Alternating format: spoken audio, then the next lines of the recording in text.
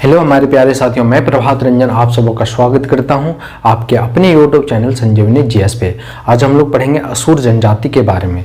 जनजाति बहुत ही important topic है झारखंड एग्जाम के लिए, तो यहाँ से क्वेश्चन जो है हमेशा पूछा जाता है। आप देखे होंगे जैसे कोई भी जनजाति से पूछ देता है कि इसका पंचायती राज क्या है, तो इसका विवाह पद्धति क्या है, तो यहाँ पे सारी चीज़ें मिल जाएगी जनजाति से।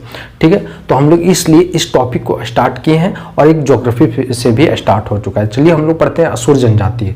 ठीक है, तो असुर जनजाति जो है झारखंड में प्राचीन काल से ही रह रहा है और इसका जो व्याख्या है ये हमें कहाँ मिलता है, ऋग्वेद में, उपनिषद और महाभारत में भी देखने को मिलता है।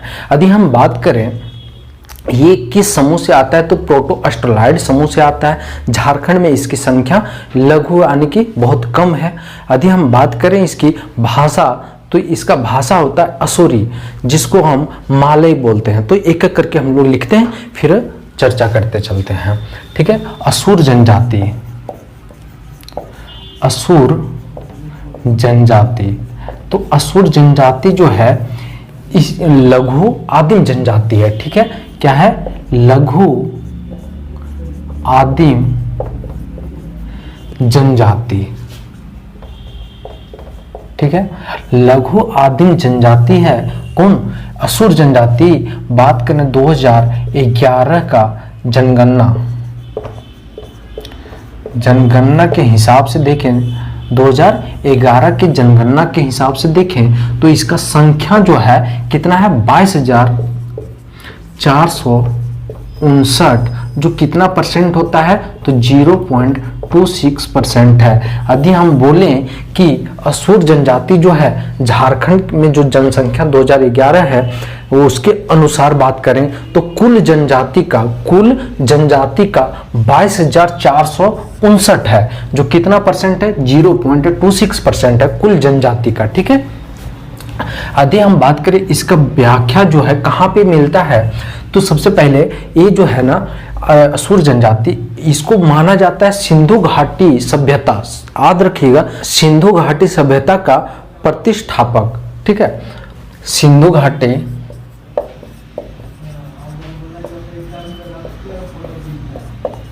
सभ्यता का प्रतिष्ठापक। यदि हम बात करें सिंधु घाटी सभ्यता की, तो मैं आपको सबसे पहले सिंधु घाटी सभ्यता जो है ये नाम कैसे पड़ा, तो सिंधु नदी के कारण ही इसका नाम पड़ा। सिंधु नदी और इसके अगल बगल जो भी नदी थी इसका सहायक नदी, उसके कारण यानी जो इसका सहायक नदी था बस उसी के बीच में इसकी सभ्यता फैली हुई थी। यदि बात करें हम हड़प्पा सभ्यता, तो सबसे पहले हड़प्पा नामक स्थल का खोज होता है। इस कारण से सिंधु घाटी सभ्यता को हड़प्पा सभ्यता के नाम से भी जानते हैं। हड़प्पा किस नदी के किनारे है, तो रावी नदी के दक्षिण साइड में है।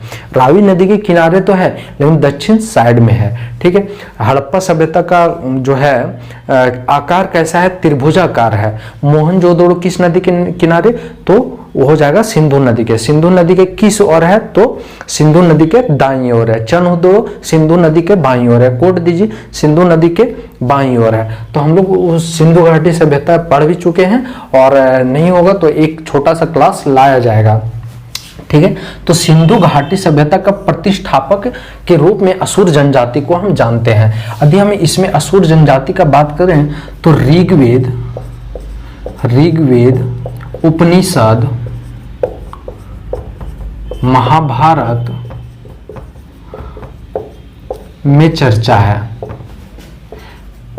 महाभारत के युद्ध में ये क्या किया था, असुर जनजाति ने भाग लिया था। ठीक है, असुर जनजाति ने। उसके बाद ये बात करें इसका, तो ये कौन सा समूह से आता है, तो प्रोटो अस्ट्रोलॉयड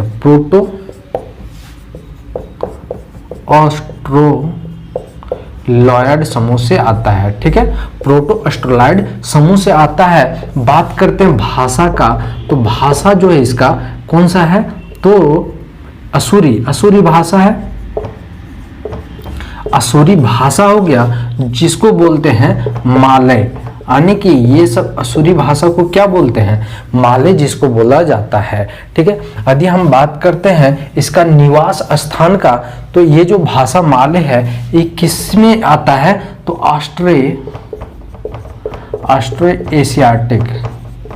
एशियाटिक भाषा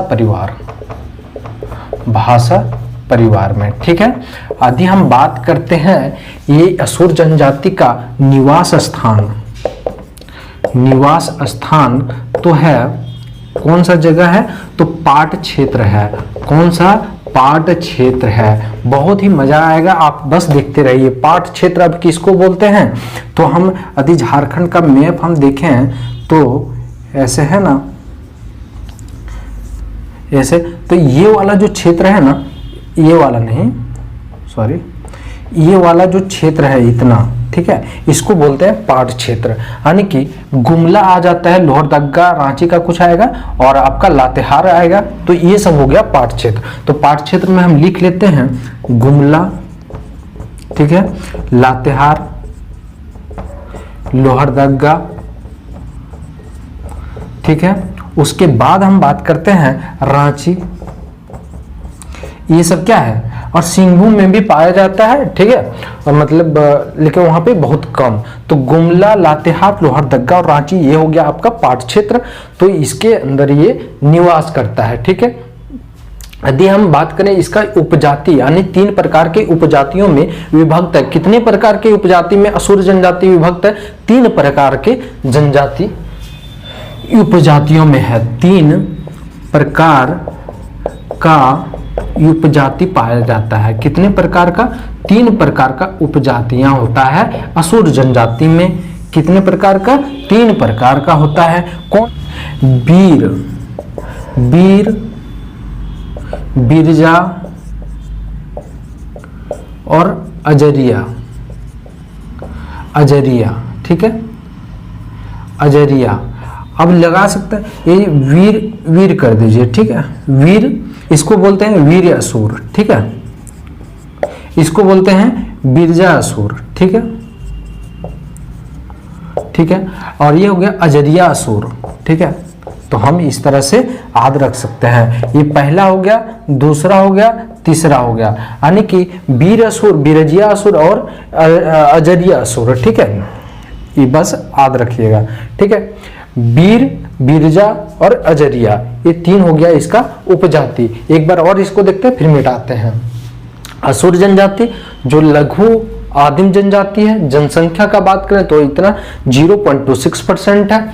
यदि हम इसको बोले सिंधु घाटी सभ्यता का प्रतिष्ठापक इसको माना जाता है, यानी कि स्थापना ही इन्होंने ही किया था, ऐसा माना जाता है। कौन, तो असुर जनजाति, ठीक है। यदि हम बात करें असुर जनजाति का, तो ये कहाँ पे इसका मिलता है वक्त जो है, यानी कि कहाँ पे इसका चर्चा मिलता है, तो ऋग्वेद में, उपनिषद में और महाभारत में। महाभारत में इन्होंने क्या किया था, भाग लिया था युद्ध में, और ये कौरवों की तरफ से शायद लड़ा हुआ है, ठीक है। प्रोटो अस्ट्रोलाइड समूह का में आता है ये। कौन सा समूह में, प्रोटो अस्ट्रोलाइड समूह में। यदि हम असुर जनजाति का भाषा का बात करें तो ये असुरी भाषा बोलता है, जिसको माले के नाम से हम लोग जानते हैं। माले जो है ऑस्ट्रो एशियाटिक भाषा परिवार से आता है, ठीक है, प्रोटो अस्ट्रोलाइड समूह से है। निवास स्थान का बात करें तो पाट क्षेत्र किसको बोलते हैं, ये चीज आपको बता दिए। गुमला, लातेहार, लोहरदगा, रांची, 3 प्रकार का उपजातियां इसमें पाया जाता है। तो बीर असुर, बिरजा असुर और अजरिया असुर।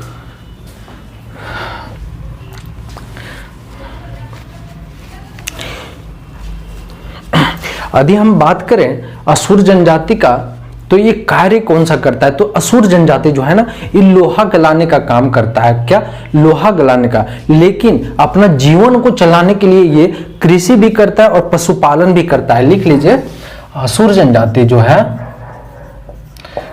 कार्य क्या करता है,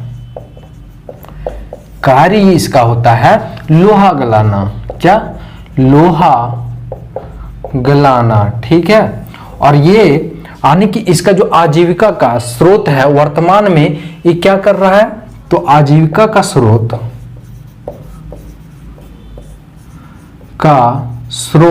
कब? वर्तमान में, यानी कि लोहा गलाना ये तो बहुत पहले होता था, वर्तमान का बात कर रहे हैं, तो वर्तमान में ये क्या काम कर रहा है?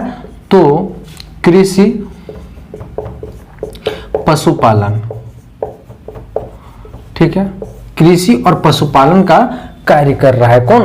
तो असुर जनजाति कर रहा है। उसके बाद इसका कुछ खाने का, यानी कि ये कृषि हो गया, अब खाने का बारी आया, तो खाने में ये क्या करता है?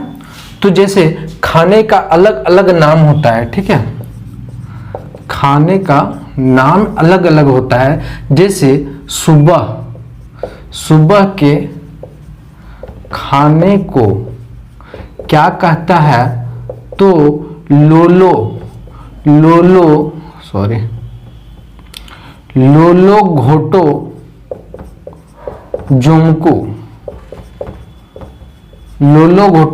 जमकू, ये हो गया सुबह के खाने को। यदि हम बात करें इसी में, तो शाम के खाने को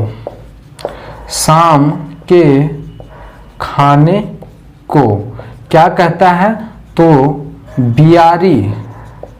बियारी घोटो जोमकू। आपको याद कैसे रखना है? तो देख लीजिए, जैसे सुबह के खाने को लोलो घोटो जोमकू और शाम के खाने को बियारी, यानी कि बस आपको कौन सा याद रखना है? बियारी और लोलो। घोटो जोमकू तो दोनों में है, तो आप ऐसे याद रख सकते हैं, लोलो सुबह के खाने को, शाम के खाने को बियारी, ठीक है। यदि हम बात करते हैं इसमें, तो इसमें हड़िया का प्रथा है। हड़िया को क्या बोलता है? हड़िया को बोलता है बोथा या क्या बोलता है? झरनुई। बोथा या झरनुई, ठीक है, बोथा या झरनुई बोलता है। किसको? हड़िया को बोथा या झरनुई बोलता है। असुर समाज जो है, असुर समाज का यदि हम बात करें, तो इसमें संयुक्त परिवार होता है। कैसा होता है? संयुक्त परिवार, ठीक है, संयुक्त परिवार, यानी कि सब कोई मिलजुल करके रहता है। यदि हम इसमें असुर समाज का बात करें और परिवार का बात किए, तो इसका परिवार जो होता है वंश प्रणाली वो कैसा होगा? तो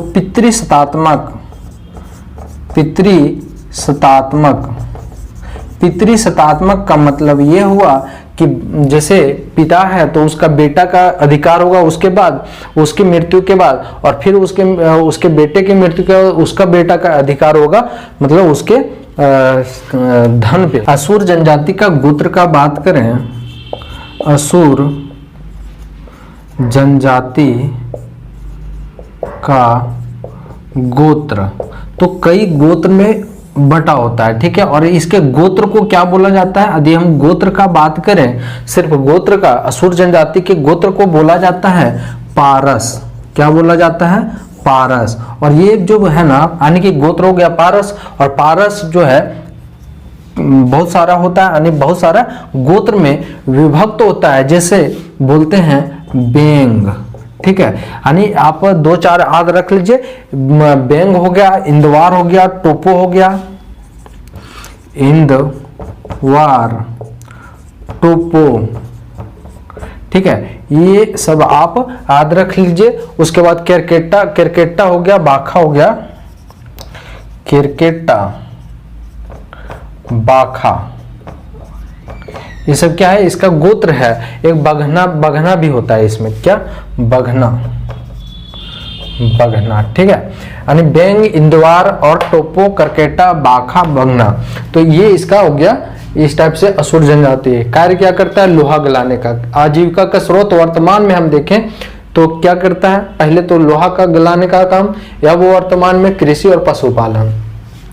यदि हम खाने का बात करें तो सुबह के खाने को करता है लोलो घोटो जोमकू, शाम के खाने को कहता है बियारी घोटो जोमकू। असुर समाज जो है इसमें क्या है, संयुक्त परिवार होता है। यदि हम वंश प्रणाली का बात करें तो पितृ शतात्मक हो गया, और इसका जो है गोत्र को बोलते हैं पारस। आपको क्वेश्चन पूछा जा सकता है कि असुर जनजाति का जो गोत्र होता है उसको हम किस नाम से जानते हैं, तो पारस के नाम से जानते हैं। यदि हम पारस का बात करें तो बेंग, इंदवार, टोपो, करकेटा, बाखा और बगना, ये सब इसका गोत्र हो गया।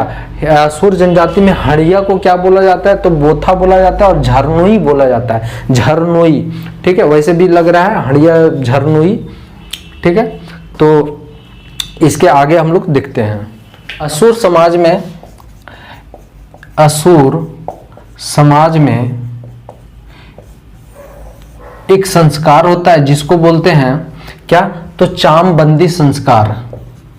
चामबंदी संस्कार होता है, संस्कार होता है। और इस चामबंदी संस्कार में बच्चों यानी कि जो मतलब बच्चा होता है छोटा छोटा, उसको एक धागा पहनाया जाता है चमड़े का। ठीक है, ये चामबंदी संस्कार में सुरक्षा के लिए, ठीक है, सुरक्षा के लिए, ठीक है, यानी कि बच्चे की सुरक्षा के लिए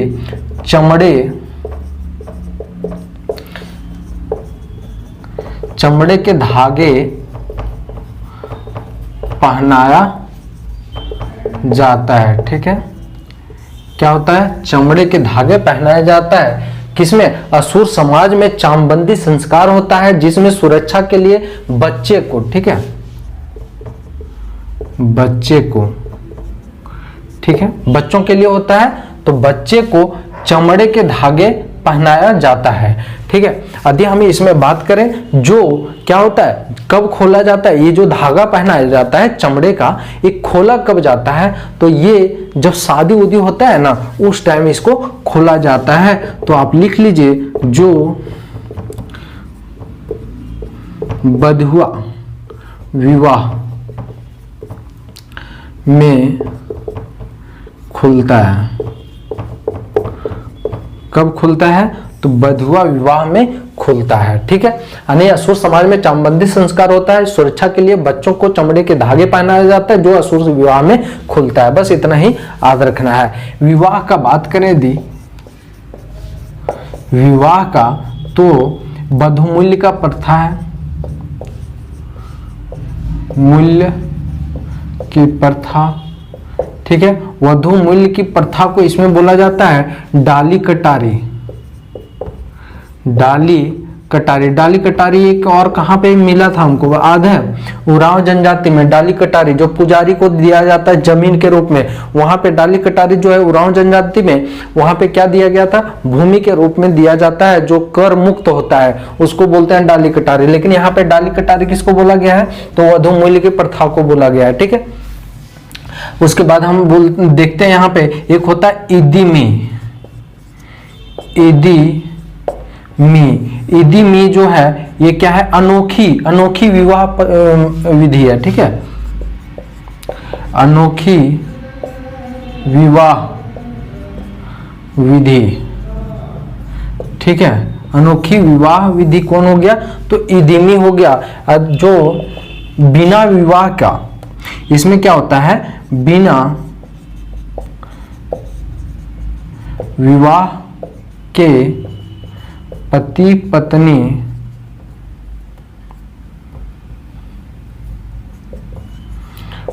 पत्नी एक साथ रहता है।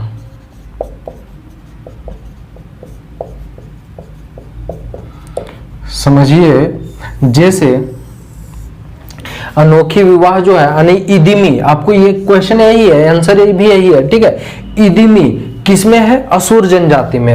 अनोखी विवाह विधि है ये, बिना विवाह के पति पत्नी जो है, लड़का लड़की एक साथ रहता है, लेकिन आगे कभी ना कभी क्या होता है, बाद में शादी पूरा करना होता है। ठीक है, यानी कि इदिमी जो है अनोखी विवाह विधि है, जो बिना विवाह के एक साथ पति पत्नी रहता है और बाद में इसका रस्म पूरा किया जाता है शादी का। तो ये हो गया असुर समाज का विवाह। यदि हम बात करें इसमें देवता का, देवता का, तो सर्वोच्च देवता जो सर्वश्रेष्ठ होता है, सर्वश्रेष्ठ का बात करें तो है सिंह-बोंगा। कौन है? सिंह-बोंगा। किसमें? असुर जनजाति में है। यदि हम पुजारी का बात करें, किसका? पूजा, अन्य देवता का बात कर लेते हैं पहले। अन्य देवता का बात करें तो होता है मरंग-बुरु, मरंग-बोंगा, ठीक है, मरंग-बोंगा।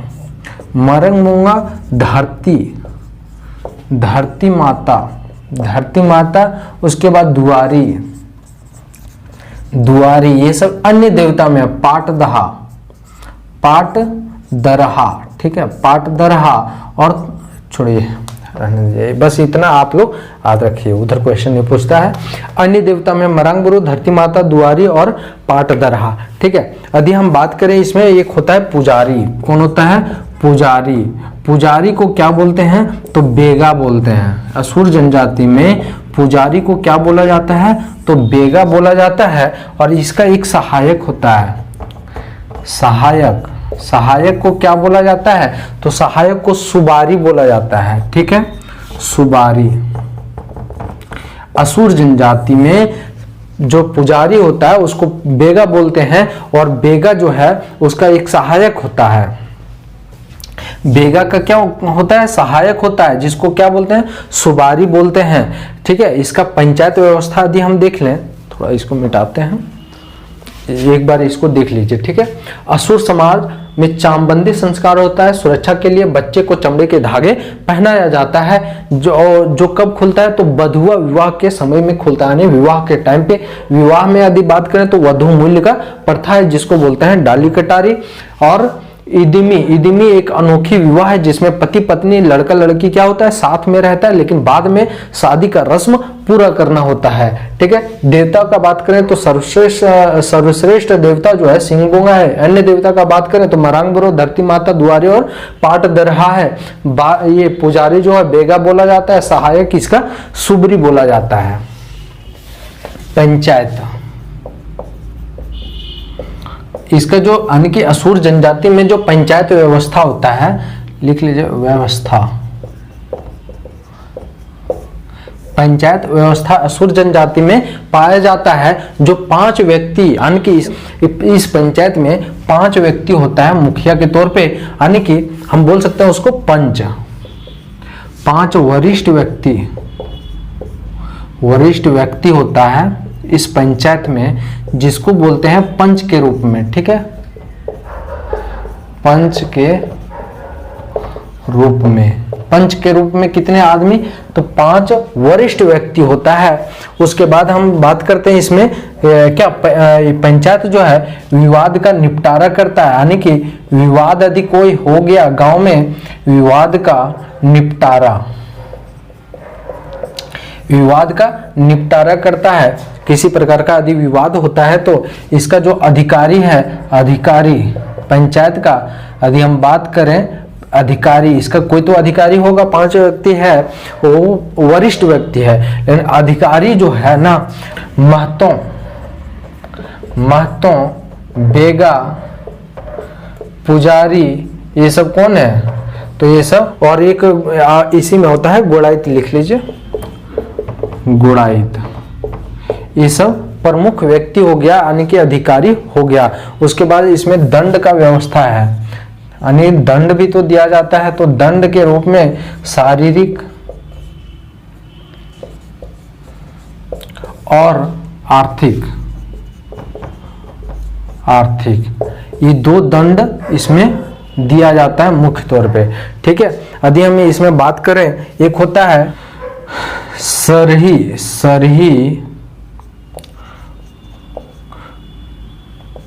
कुतुंसी। सरही कुतुंसी जो होता है लोहा गलाने का त्योहार, यानी कि ये प्रारंभ में काम करता था लोहा गलाने का, और उसी के रूप में मनाया जाता है कौन सा त्योहार, तो सरही कुतंसे। ठीक है, तो इस तरह से हमारा क्या हुआ, जनजाति असुर जनजाति जो है कंप्लीट होता है। पंचायत व्यवस्था 5 व्यक्तियों से बनता है जो हम पंच के रूप में जानते हैं, विवाद का निपटारा करता है। अधिकारी इसमें कौन कौन होता है, तो मस्तो होता है, बेगा होता है, पुजारी होता है और गोड़ाइत होता है। यदि हम बात करें इसमें दंड, तो शारीरिक और आर्थिक दंड दिया जाता है। यदि हम बात करें सरही कुतंसी, तो ये लोहा गलाने का जो है त्योहार है, लोहा गलाने का त्योहार है। तो इस तरह से हमारा असुर जनजाति कंप्लीट होता है। मिलते हैं नेक्स्ट क्लास में। ठीक है, तब तक आप इसे लाइक कीजिए, कमेंट करके बताइए क्लास आपको कैसा लगा, और सब्सक्राइब कीजिए यदि आप नए हैं तो, और अपने फ्रेंड को शेयर कीजिए। मिलते हैं नेक्स्ट क्लास में। बहुत बहुत धन्यवाद।